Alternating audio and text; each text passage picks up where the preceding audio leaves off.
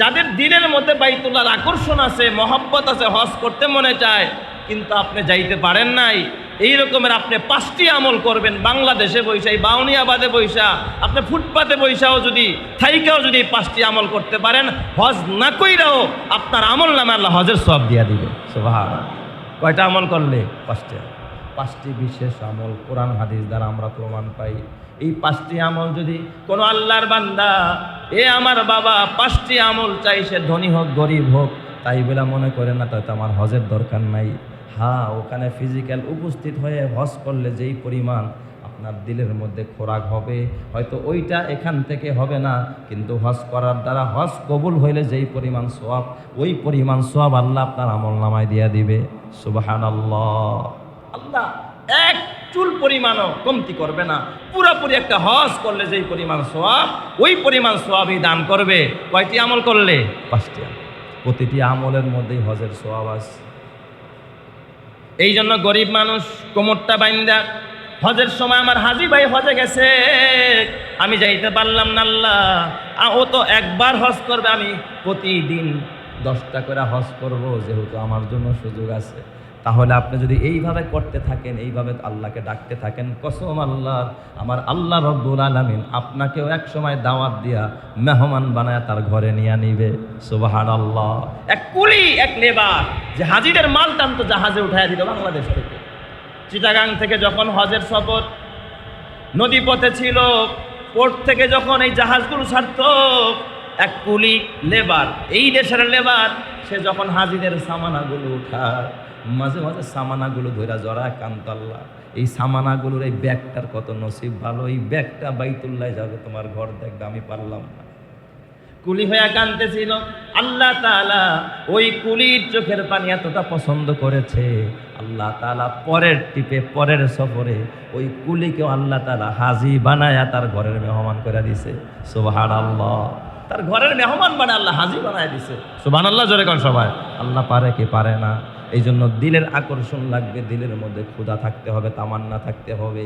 5টি আমল করবেন, প্রত্যেকটা আমলে আল্লাহ তাআলা হজের সওয়াব দিয়ে দিবে। তার মানে আপনি এখানে বসে বসে হজের সওয়াব কামাইতেছেন।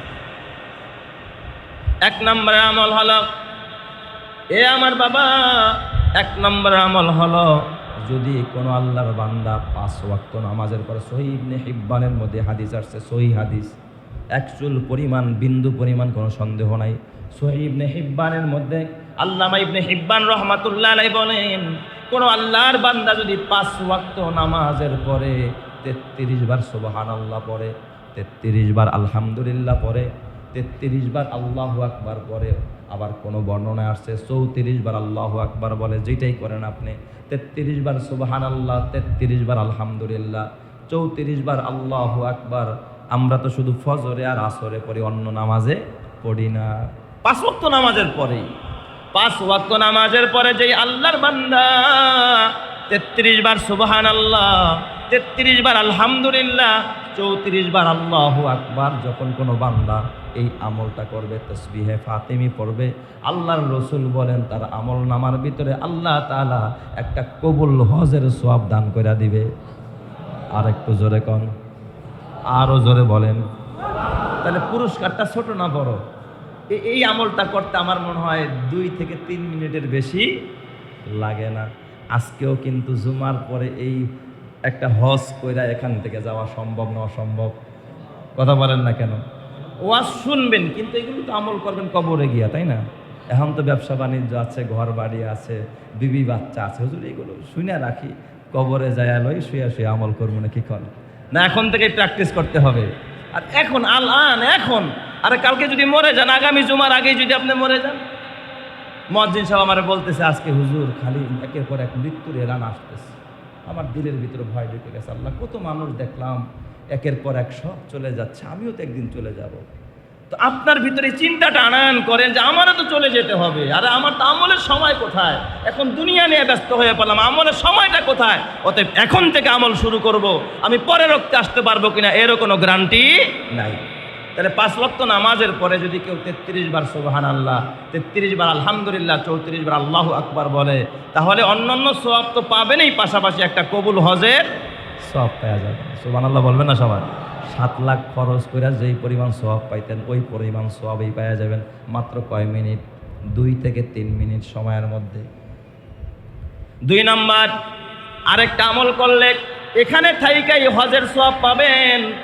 যে আমলটা করলে আল্লাহ তাআলা আপনার আমল নামায় হজের সওয়াব দিয়া দিবে। ওই আমলটা হলো কোনো আল্লাহর বান্দা যদি ফজরের নামাজ জামাতের সাথে পড়ার পরে, খেয়াল করেন, ফজরের নামাজটা পড়ার পরে ওই জায়গার মধ্যেই বসে রইল, বের হলো না, এর মধ্যে বৈশা বৈশা তসবিহ পড়তেছে, দুরুদ আমল করতেছে, করতে করতে বেলা উঠে গেছে। বেলা ওঠার কিছুক্ষণ পর যদি 2 রাকাত অথবা 4 রাকাত ইশরাকের নামাজ পড়ে, 2 অথবা 4 রাকাত ইশরাকের নামাজ পড়ে, এই 2 রাকাত বা 4 রাকাত বেলা ওঠার পরে ইশরাকের নামাজ পড়ে তারপরে মসজিদ থেকে বের হয়, আল্লাহর রাসূল বলেন ওই বান্দার আমল নামায় আল্লাহ তাআলা একটা কবুল হজের সওয়াব দান করে দেয়। সুবহানাল্লাহ। এটাও সহিহ হাদিস, বুখারীতে এক হাদিস আছে।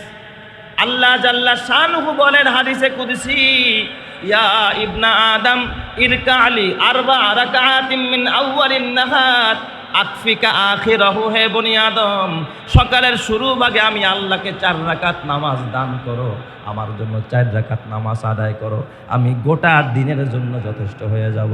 সুবহানাল্লাহ। পুরা দিন আল্লাহ তোমার জিম্মাদারি গ্রহণ করে নিবে। ইশরাকের নামাজ, আমরা তো ঘুমের থেকেই উঠি 10টা বাজে, হুজুর ইশরাক যায় কোন ফাঁকে, এটা তো আমরা টেরই পাই না, ঠিক না বেঠিক জোরে কান? তাহলে ফজরের পরে ওই জায়গার মধ্যে বৈশা কেউ যদি তসবিহ তাহলিল পড়তে পড়তে বেলা ওঠার পরে 2 রাকাত বা 4 রাকাত ইশরাকের নামাজ পড়ে, তার আমল নামায় হজের সওয়াব দিবেন কে? জীবনে একদিন প্র্যাকটিস করেন না রে ভাই। দাবা খেলতে গিয়া ঘন্টার পর ঘন্টা দাঁড়ায় রইলেন, ক্যারাম খেলতে গিয়া বসা রইলেন, বিভিন্ন চার দোকানে আড্ডা দিতে গিয়া 10 মিনিট 20 মিনিট বসা রইলেন, আল্লাহর ঘরে একদিন 10টা মিনিট সময় দিতে পারলেন না। আপনার মতো হতবাগ আর কপাল পোড়া কেউ হতে পারে না, ঠিক না ব্যাটিং জোরে কান? এ আমার বাবা, এটা হলো 2 নাম্বার। 3 নাম্বার, ওই আমল যে আমলটা করলে আপনি প্রতিনিয়ত হজের সওয়াব পাবেন, যেই আমলের কথা আল্লাহর নবী বলেন, মান খরাজা ইলাল মাসাজিদ, যেই ব্যক্তি মসজিদের দিকে বের হয়ে যায়, 5 ওয়াক্ত নামাজ মসজিদে গিয়ে আদায় করে, যেই বান্দা ঘর থেকে বের হয়ে 5 ওয়াক্ত নামাজ মসজিদের মধ্যে গিয়ে আদায় করে, আমার রব্বুল আলামিন আল্লাহ তাআলা, আল্লাহ জাল্লা শানুহু তার আমল নামায় নামাজের সওয়াবের পাশাপাশি ওই বান্দার আমল নামায় আল্লাহ একটা হজের সওয়াব দান করে দিবে। সুবহানাল্লাহ। এই জন্য 5 ওয়াক্ত নামাজ জামাতের সাথে পড়লে হজের সওয়াব পাবেন, পাশাপাশি এর মাঝখানে যদি কোনো সগীরা গুনাহ হয়ে যায়, এই নামাজের বরকত আল্লাহ ওই গুনাহও মাফ করে দিবে। সুবহানাল্লাহ। 4 নাম্বার, যে আমল করলে আল্লাহ তাআলা আপনার আমল নামার ভিতরে হজের সওয়াব দান করবে, ওই আমলটা হলো কোনো আল্লাহর বান্দা যদি দিন শিখার জন্য কোথাও বের হয়ে যায়, অথবা দিন শিখানোর জন্য, নিজে দিন শিখবে অথবা অপরকে দিন শিখাবে, নিজে দিন শিখবে অথবা অপরকে দিন শিখাবে। যেমন মনে করেন অনেক মসজিদে বয়স্ক শিক্ষা আছে না নাই? বয়স্ক শিক্ষা আছে না? ইমাম সাহেব পড়ায়, মুয়াজ্জিন সাহেব পড়ায়, অনেক জায়গায় খাদেম সাহেবরা পড়ায়।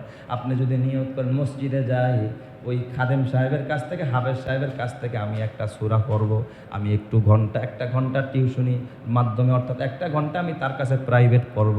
এই যে দিন শিখার জন্য আপনি বের হয়ে গেছেন, কসম আল্লাহর, দিন শিখার জন্য অথবা শেখানোর জন্য, তাহলে যিনি পড়াবেন সেও হজের সওয়াব পাবে, যিনি পড়বেন তাকেও হজের সওয়াব দান করবে কে? এটাও হাদিস দ্বারা প্রমাণিত। দিন শিখার জন্য অথবা শিখানোর জন্য কোনো বান্দা যখন বের হয়, আল্লাহ তাআলা তার জন্য জান্নাতের রাস্তা সহজ করে দেয়। সুবহানাল্লাহ। মরতে দেরি হবে, জান্নাতে যাইতে দেরি হবে না। শুধু জান্নাতের রাস্তা সহজ করে তা না, আল্লাহ তাআলা ওই বান্দার জন্য হজের সওয়াব আমল নামায় দিয়ে দেয়। 5 নম্বর আমল, যে আমলটা করলে আপনার আমল নামায় আল্লাহ তাআলা হজের সওয়াব দিবে, সেটা হলো ঘরে যদি বৃদ্ধ বাবা আর বৃদ্ধা মা থাকে, এই মা বাবার খেদমত যারা করবে, মা বাবার সেবা যারা করবে, কসম আল্লাহর যুবক, বাইতুল্লাহ গিয়া হজ করলে যেই পরিমাণ নেকি পাইতা, আল্লাহর ঘরের গেলাপ যারা কানলে যেই পরিমাণ নেকি পাইতা, তোমার ঘরের বৃদ্ধ বাবা বৃদ্ধা মা আহারে বুড়ি মা, ঘরের ভিতরে তার সঙ্গী কেউ নাই, তার সঙ্গ এখন কেউ দেয় না। 60 বছর 70 বছর 80 বছরের বুড়া মা দেখবেন এর সাথে দেখা করতে কেউ আসে না। জোয়ানগুলোকে দেখা করে, গল্প গুজব করে। বুড়ো মানুষের কাছে কেউ যায় না, কারণ সে ভালোভাবে গোসলও করতে পারে না, পরিষ্কারও থাকতে পারে না, তারে কেউ বন্ধু বানায় না, তার সাথে কেউ চলাফেরা করে না। এমন একটা বুড়ি মা ঘরের মধ্যে পড়ে থাকে। তুমি যদি কাছে গিয়া মাথার মধ্যে হাতটা বলে, মা তোমার শরীরটা কেমন আছে, মা তোমার কিছু লাগবে কি, মা তোমার কি খাইতে মনে চায়, ও মা চলো তোমার হাতটা ধরে নিয়ে যাই, বাহিরে হাঁটতে মনে চায়, মা তোমারে কেউ সময় দেন, আমার সাথে চলো হাঁটো। মা তোমার কি কাপড়, এই মা তো কাপড় চেনে না জীবনে, তোমার বাবায় বাজারে নিয়ে তারা কোনোদিন কাপড় কিনে দেয় নাই। মা বোরকাটা পুরা চলো, তোমার পছন্দ মতো একটা কাপড় আমি তোমারে কিনে দিব। এই মাকে একটু সঙ্গ দাও, বাবার একটু সঙ্গ দাও, মায়ের একটু সেবা করো।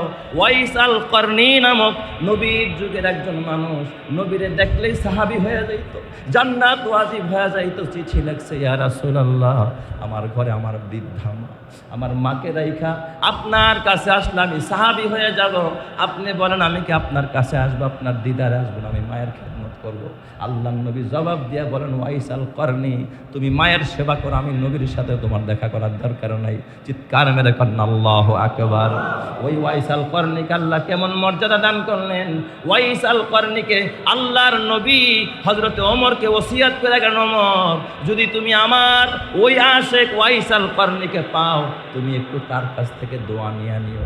অথচ ওমর হলেন সাহাবী, হযরত ওয়াইস আল করনি তিনি কিন্তু সাহাবী না, নবী দেখে নাই। ওমর নবী দেখছে, তাকে দোয়া চাইতে বলেন কার কাছ থেকে? ওয়াইস আল করনির কাছ থেকে, কারণ সে মায়ের খেদমত করেছে, মাকে খুশি করেছে। আল্লাহ তাআলা তার জবানকে দামি বানায়া দিছে, আল্লাহ তাআলা তার ঘরটাকে চমকায়া দিছে, তার জীবনটাকে চমকায়া দিছে। বড় সাহাবী, জান্নাতের সুসংবাদ প্রাপ্ত সাহাবী তার কাছে দোয়া নিতে গেছে। এই জন্য যুবক ভাই, ডেলি মাকে সময় দিবা, মার কথা শুনবা, বাবাকে সময় দিবা, বাবার কথা শুনবা, একটু কথা বলবা, পরামর্শ করবা। বুড়া মা কিচ্ছু বুঝে না, তাও একটু পরামর্শ চাইবা, মা এটা করতে চাই, তুমি কি বলো? মা এই যে কিছু টাকা আছে নাও, তুমি রাখো। মা বলবে, বাবা এটা দিয়ে আমি কি করব, আমি তখন টাকার দরকার নেই, তোমার কাছে রেখা দাও। এই যে মাকে একটু তুমি বড় বইলা, মার কাছে একটু পরামর্শ চাইলা, মার কাছে টাকার ভান্ডিলটা দিলা, মার দিলটা এত বড় হয়ে যাবে যে আমার সেই ছোটবেলার আব্দুল জানো এখনো তো সেই ছোটই রয়ে গেল, আমি মা ছাড়া কিচ্ছু বোঝে না। এই মা নির্জনে নিবৃত্তে যখন হাত তুলবে, আমার আল্লাহ তোমার আমল নামা একটা কবুল হজের সওয়াব দান করে দিবে। সুবহানাল্লাহ। খেদমতে মা দর পে দর কুন সুবহ শাম, তাসাবি আজ মাল দৌলতে বখতিয়ার। এই জন্য আমার বাবা, খেদমতে মা দর পে দর কুন ইখতিয়ার, তাসাবি আজ মাল দৌলত বখতিয়ার। আল্লাহ দুনিয়াতে সম্মান দিবে, আল্লাহ জান্নাতও দিবে, আল্লাহ তাআলা ধন সম্পদের মধ্যে বরকত দিয়া দিবে। মায়ের পাশে গেলে আল্লাহ হজের সওয়াব দিবে। তো 5টি আমল বললাম, আবার খেয়াল করেন। বাংলাদেশে থাইকা তবে দিলের মধ্যে তামান্না থাকতে হবে, আল্লাহ তোমার ঘরে যাওয়ার তৌফিক দাও, আমি পারলাম না। এই জন্য 1 নম্বর আমল তসবিহে ফাতিমি পড়ব। 2 নম্বর আমল বলছিলাম ফজরের পরে ওই জায়গায় বৈশা থাইকা ইশরাকের নামাজ পড়ব, হজের সওয়াব পাবেন। 3 নম্বর বলছিলাম 5 ওয়াক্ত নামাজ জামাতের সাথে পড়তে মসজিদে যাবেন। 4 নম্বরে বলছিলাম দিন শিখার জন্য অথবা শিখানোর জন্য বের হবেন, হজের সওয়াব পাবেন। 5 নম্বরে মায়ের সেবা করবেন, বাবার সেবা করবেন, আল্লাহ তাআলা আমল নামায় হজের সওয়াব দিয়া দিবে। কিন্তু বাবা, এর মানে এটা নয় যে এটা করলে আপনার ফরজ হজ আদায় হয়ে যাবে, বিষয়টা এমন না। আপনার উপর যদি হজ ফরজ হয়, বাইতুল্লাহ যাওয়ার দরকার আছে না নাই? বাইতুল্লাহ যেতে হবে, দিলের মধ্যে তামান্না থাকতে হবে। আল্লাহ তাআলা আমাদের সকলের দিলের মধ্যে তার মহব্বত, তার ঘরের মহব্বত, আল্লাহ তাআলা তার রসুলের রওজার মহব্বত দান করুক, সকলেই বলি আমিন। যারা হজে গেছেন, আল্লাহ তাদের হজকেও কবুল করেন। যারা এখন অপেক্ষায় আছে, সফর শুরু করবেন, সামনে তার শিডিউল আছে, আল্লাহ যেন তাকেও সফরকে সহজ করে, হজ্জে মাকবুল দান করে। আমরা যারা আছি, একবার গেছি আবারও যাওয়ার তৌফিক দান করে।